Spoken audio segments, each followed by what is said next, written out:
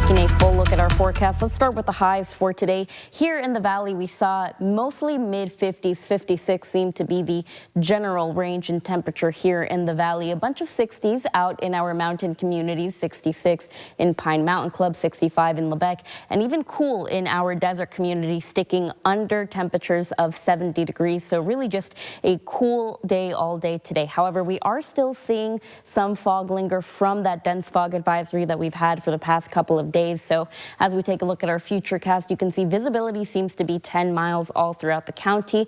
However, as we head further on into the night, that visibility is going to lessen in places like Bakersfield and Taft. So we do have some tips and tricks for drivers on the road who are probably still on their way home from their Thanksgiving dinners. First and foremost, turn on your headlights and never use your high beams. Leave plenty of distance between you and the car in front of you, and take it slow, only passing if absolutely necessary. Now, in terms of overnights into tomorrow, overnight we'll see a lot of 40s really just across Kern County, a couple of 30s out in our desert community, so a bit chillier out there. And as we head into the afternoon, once again, we won't be seeing any temperatures over 70 degrees. Looks like 69 to be the hottest here in Kern County in Lake Isabella. So really just a cool day for us tomorrow. In terms of winds, we're not tracking too much here in the valley, just very small winds. However, it's going to get pretty windy out in our desert communities. You can see it fluctuates as we head more into the weekend.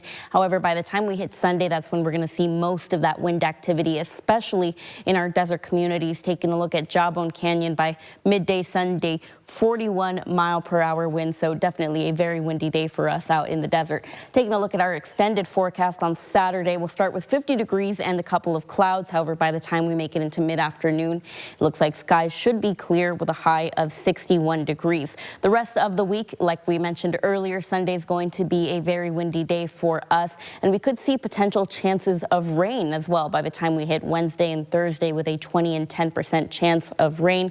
And by the time we hit Friday, still looking like to be in those lower 60-degree temperatures.